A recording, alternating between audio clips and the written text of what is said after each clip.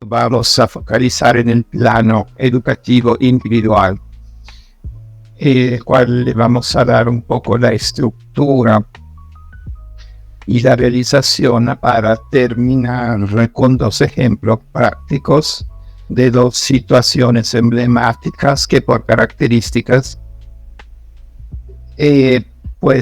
necesitaron de nuestra intervención y de las tecnologías de una manera estratégica e inclusiva al interior de las clases donde los alumnos con discapacidad eran presentes. Si ustedes tienen interés, entonces, como les dije, primer punto, el desarrollo de la legislación al interior de nuestro país y cuáles temas conllevó enfrentar la inserción de los niños con discapacidad. Y digamos que ya en nuestra Constitución el primer paso es de reconocer una abertura en la escuela para todos, una participación que va más allá del género, de la situación económica, física, y entonces en este sentido una base legislativa muy fuerte.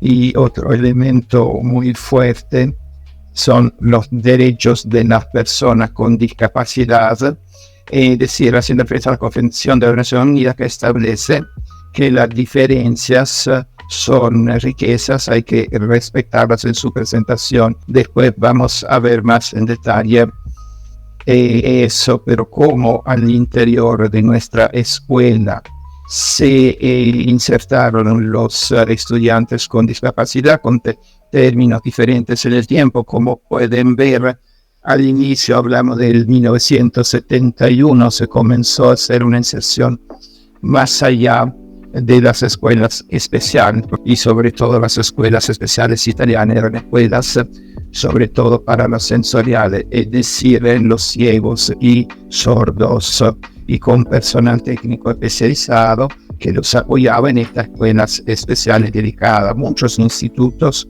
que en el tiempo eran un punto de referencia para estos estudiantes se quedaron como institutos especializados que hoy apoyan las escuelas, apoyando la inserción de los estudiantes con discapacidad sensorial al interior de las escuelas. Y esta inserción fue gradual.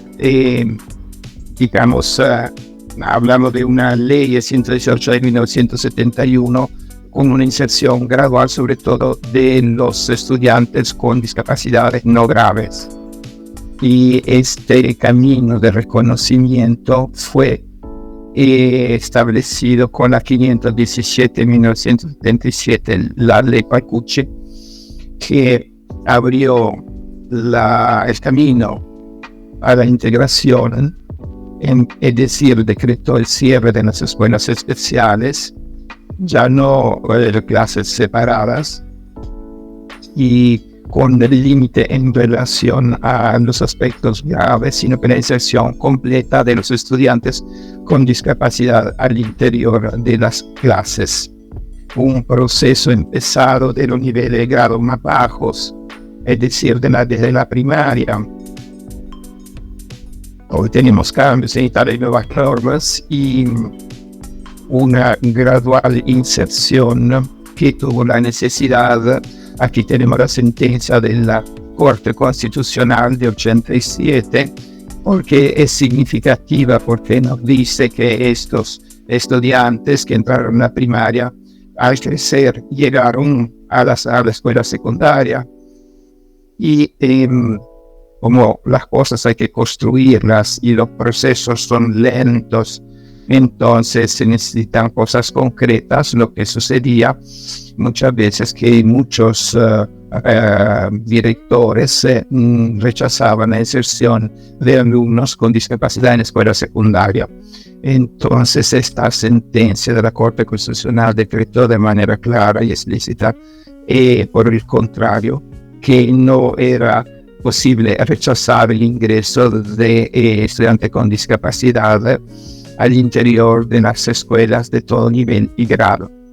La ley del cuadro es la ley y hago referencia porque fue muy significativa, porque como dice en el nombre ley, cuadro de insertar en un ámbito único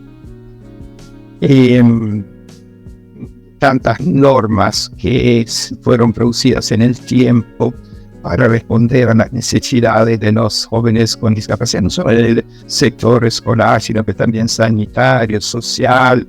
Entonces, en relación a entidades locales, y cada institución por sus caminos daba a la familia posibilidades. Con esta ley se tiene la intención de constituir o simplificar para las familias la inserción en la escuela y el acceso a la estructura sanitaria. Y este camino entonces continuó en el reconocimiento de las diferencias que, como vimos, también nos hablaba de las diferencias, y nosotros sabemos bien que esto necesita, como dije, de procesos concretos, de trabajos de recepción en los diferentes lugares y ámbitos para nosotros en el sector escolar. Entonces, estos procesos siguieron adelante y la ley 170, como ven, es muy importante porque reconoció y organizó también aquí las modalidades de respuesta al interior de la escuela de los jóvenes con problema particular de aprendizaje. Y aquí entonces se enfrentaron muchos problemas de estos estudiantes que son de no reconocimiento efectivo de estos problemas. Muchas veces esos jóvenes eran considerados como jóvenes que no tenían ganas, que siempre tenían como excusas para no comprometerse, mientras aquí se establece o se define en la parte así sanitaria que pedagógica y didáctica, modalidades y estrategias para trabajar con ellos. Y pueden ver aquí, digamos, a otro punto, el de la inclusión, es decir, vamos a definir con la directiva ministerial de 2012 un campo más amplio que ya existía, es decir, se necesita una actividad más especial para incluir no solo los chicos con problemas específicos, sino que también estudiantes con necesidad de educación especiales que tienen que ver aspectos sociales, económicos, culturales. Y después vamos a cerrar con las normas. Pero otra ley importante que volvió a dar fuerza en el proceso inclusivo en las escuelas, la ley 107 de 2015, la buena escuela, que con varios decretos reorganiza los procedimientos al interior de la escuela para la inclusión. Y como les dije, las necesidades de educación especiales en la directiva ministerial de 2012 tienen esta macrodivisión, incluyen todos los jóvenes, los que tienen la ley, por ejemplo, 104, que es la discapacidad, que puede ser motoria, cognitiva, y jóvenes, la ley 170, con problemas específicos, y un chico con problemas de diferente naturaleza, ven las siglas que se encuentran abajo de los grupos, con los chicos con discapacidad certificada, el documento que se tiene que preparar se llama Plan Educativo Individual, del cual vamos a hablar después. Para nosotros dos hablamos de plan didáctico personalizado con varios aspectos. Y entonces lo que lleva este cambio de una simple inserción, que no era simple de todos modos, desde la inserción a la inclusión, es un camino largo de reflexión, de reuniones, sea en el plan cultural, social y de la neurociencia y de la parte más teórica y científica, y esto nos lleva a cambios de grande importancia. es decir, discapacidad o handicap era una palabra que en la primera parte, en ese primer punto de asistencia, era la palabra que identificaba a este niño, y ya no hablaríamos de handicap, sino que de tipología de discapacidad, de handicap, inclusión y de discapacidad, la palabra diferencias, que evidencia las diferencias personales y de hacer las partes iguales, hacer las partes a medida, y esto en base de todos esos pasajes de reflexión de la neurociencia y del enfoque de la clasificación de funcionamiento, de estudio de discapacidad. Entonces, un camino hecho de muchas cosas. Yo le dije que la última ley importante es la buena escuela, que se llama Buena Escuela, y es un instrumento que nació de la buena escuela. Ese nuevo PEI, nuevo modelo PEI, explico en dos palabras. El PEI fue introducido con los decretos delegados y es el documento en el cual se organiza el trabajo para la inclusión del chico con discapacidad. Es un instrumento que existe hace mucho tiempo, pero es nuevo, y el ministerio siempre propuso modelos no obligatorios, modelos que fueran referencia para todas las escuelas en Italia, que tenían la posibilidad desde ese modelo de hacer algunos cambios, no grandes, sino que cambios en relación a lo que era la articulación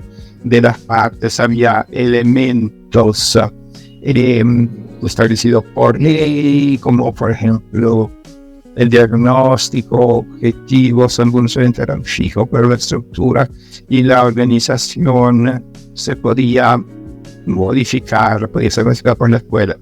Y con este decreto interministerial de 2020, el ministerio decidió de uniformar los modelos para todas las escuelas italianas, dividiendo un modelo para la escuela de la infancia, un modelo para la escuela primaria, para la secundaria de primer grado y para la secundaria de segundo grado. Un esfuerzo que incluyó también los otros actores del proceso, porque como pueden ver en esta diapositiva, puede redefinir los procedimientos y las modalidades de certificación, y quien certifica es la sanidad, nuestro servicio de neuropsiquiatría. Y aquí hay un punto de atención que tenemos que hacer en un momento de transición, porque para realizar lo que pueden ver aquí en este diagrama, el pasaje, es decir, lo que tiene que hacer la familia en la unidad sanitaria, en la unidad de evaluación multifuncional, que redacta el plan de funcionamiento, y en realidad en este momento está en espera, porque con el acuerdo Estado-regiones tiene que definir cómo definir el plan de funcionamiento a través del modelo ICF. Ya se hicieron las líneas guía y se tiene que identificar región por región en Italia. Saben que la sanidad tiene una estructura nacional, pero tiene una organización regional. Cada región adquiere las líneas guía nacionales y las aplica en las formas en las cuales después es responsable. Ahora no tenemos un plan de funcionamiento en base 7, por la razón que nuestra unidad de salud nos dan las certificaciones, indicaciones en base de CD9. Tenemos el código de diagnóstico C9. Utilizan el diagnóstico funcional, y ahora entonces estos documentos, resumiendo, la familia presenta a la comisión su hijo, se elabora un diagnóstico y un IDF que se entregan Si la familia quiere a la escuela, se entregan a la alcaldía, que se encarga a la alcaldía por su competencia, por todas las asistencias, transportes, materiales, acompañamiento, y tiene que preparar un proyecto que es el individual. Si la familia presenta el certificado, se llama SIS, es decir, una certificación de integración escolar, y la escuela adopta entonces ese punto. No es muy simple y sé que le di mucha información.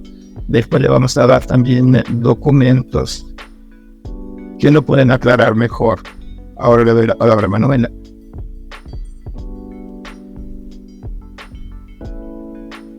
Dijimos que el instrumento es único, el TEI es único a nivel nacional, pero sabemos que la propuesta tiene que ser específica en relación a cada niño. Propuesta estándar no funciona, entonces se necesita hacer un proyecto, entonces preparar planos educativos que sean individuales y significativos para el niño específico con el cual trabajamos. Un niño que se encuentra en una escuela específica, en un grado específico y que vive en un contexto específico. Entonces, PEI en base ICF es un coro con más voces, porque en el PEI se siente la voz de todas las personas que viven y operan alrededor de ese niño.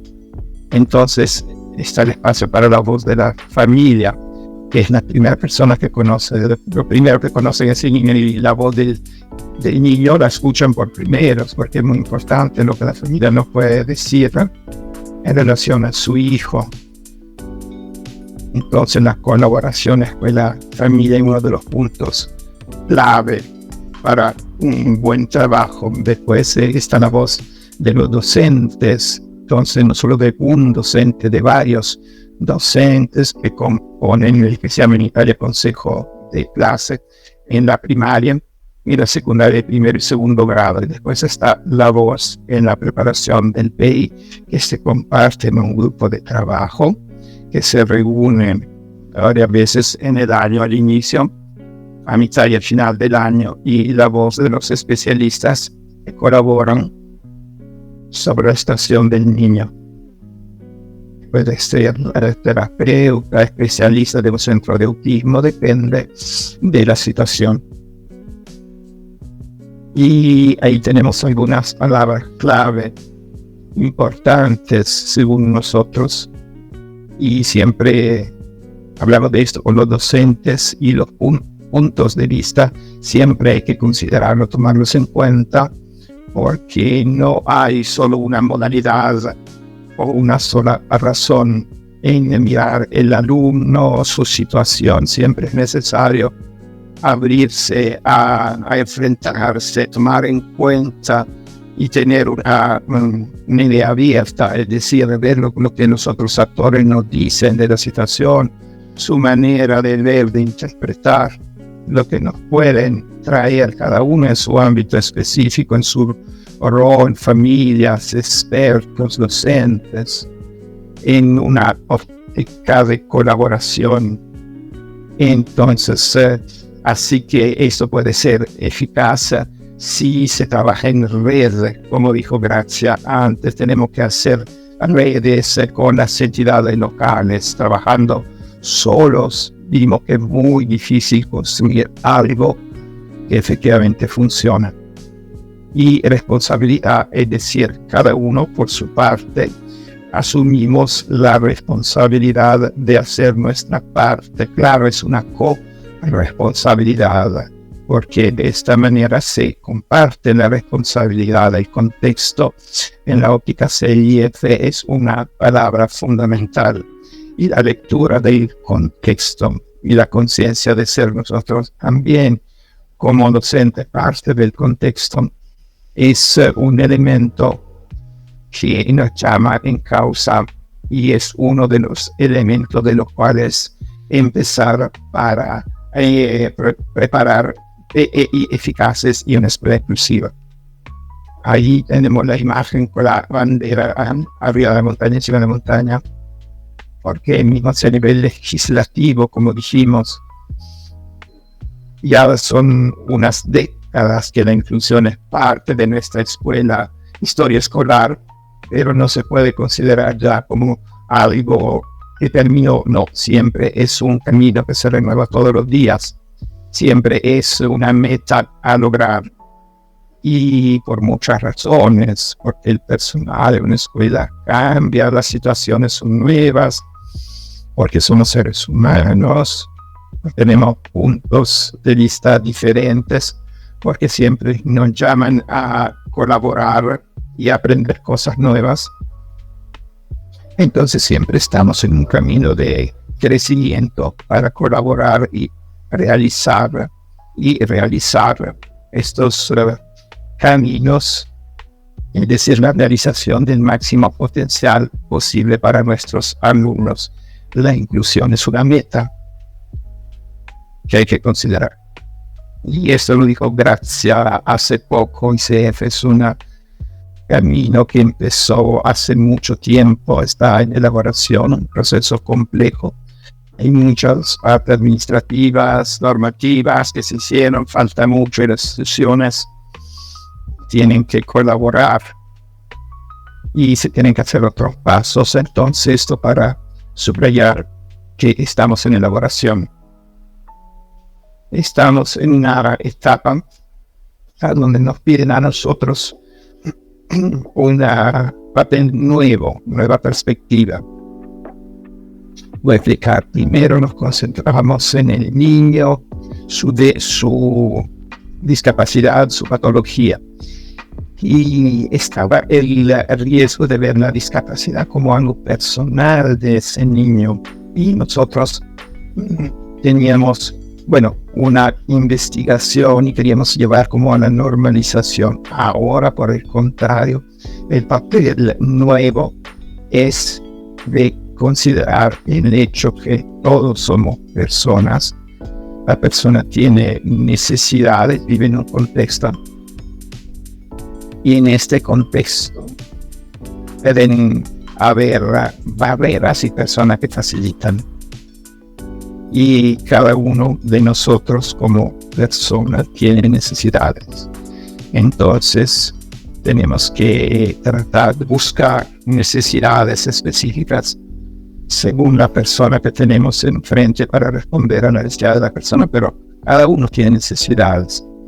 Entonces tenemos que crear contextos que no sean barreras, sino que facilitadores. Y nosotros, miembros de este contexto, tratar de ser facilitadores y no barreras. Dijimos considerar la persona desde el papel ICF en todo su aspecto de condición de salud, aspecto físico, la parte emocional, la parte de relación, de comunicación, cómo comunica, cómo se relaciona con nosotros, cuáles son sus dinámicas familiares, su historia familiar, cuál es su funcionamiento, su capacidad de conocer la persona. Entonces, tomando en cuenta la etapa de observación inicial, y es muy importante para conocer la persona que tenemos al frente, conocer el contexto del cual es originario y el contexto en el cual operamos con la persona. Porque es fundamental empezar el punto de fuerza, porque a veces no es fácil construir caminos, o a veces es difícil enganchar a algún alumno. Y la sugerencia que damos en general es de ver los puntos que hacen encender el interés del alumno para activar el interés y de ahí construir, ampliar, engancharse con otros contenidos. a donde nosotros quisimos entonces llevar los caminos que preparamos para ellos. Pero al inicio hay que tomar tiempo y entender la historia de este niño, qué instrumento necesita para estar mejor, qué es lo que no le gusta, tal vez los ambientes ruidosos, necesita lugares más tranquilos, pequeños grupos, que le gusta, no le gusta, qué puede hacer, que no recoger mucha información, que nos puede hacer entender cómo moverme para activar el interés del niño. Entonces el estudiante, la persona, el centro de toda la planificación, la persona en su contexto de vida, con teniendo en mente su bienestar, que es un bienestar físico. Y muchas veces hay alumnos que no pueden verbalizar, explicar cómo están físicamente, no pueden decir si tienen dolores en partes del cuerpo, pero sabemos que si una persona no está bien con ella misma, si tiene dolores, etcétera, no está muy disponible a estar con nosotros en un trabajo didáctico, estar con los compañeros. Entonces hay que ofrecer instrumentos de comunicación, estar bien con sí mismo en su cuerpo, que significa también buscar a nivel práctico instrumentos físicos a donde es decir, el estudiante puede estar bien en la escuela y cuidar la parte de participación, ayudarlos también para lo más grande, y esto puede influenciar en su PI en aspecto de la autodeterminación. Ellos pueden ser protagonistas de su camino, entonces tratar de acoger todas las diferentes visiones, entonces observar, compartir, y como dije, al interior del contexto, estoy yo también como factor ambiental, contextual, yo profesora con mi estilo didáctico puedo influenciar de un lado o del otro en relación a mi alumno. Si, por ejemplo, enviar el alumno en una dirección específica o poner más en evidencia los aspectos de discapacidad, incluir su participación, inclusión o exclusión, su bienestar o su malestar, sí, favorecer su camino en una situación de inclusión, exclusión, favorecer su fuerza. Entonces, como docente siempre tenemos esta pregunta: ¿soy barrera o soy facilitador? Muchas veces nos olvidamos que tenemos estos recursos grandes y no es simple, pero es una clave para la eficacia de nuestros trabajos, y pues necesitamos la colaboración recíproca, porque solo nuestro punto de vista no es suficiente en la preparación de todo esto. Entonces preparar, crear relaciones positivas es el primer paso para proponer algo eficaz a nuestros alumnos. Es parte del lado complejo de los procesos.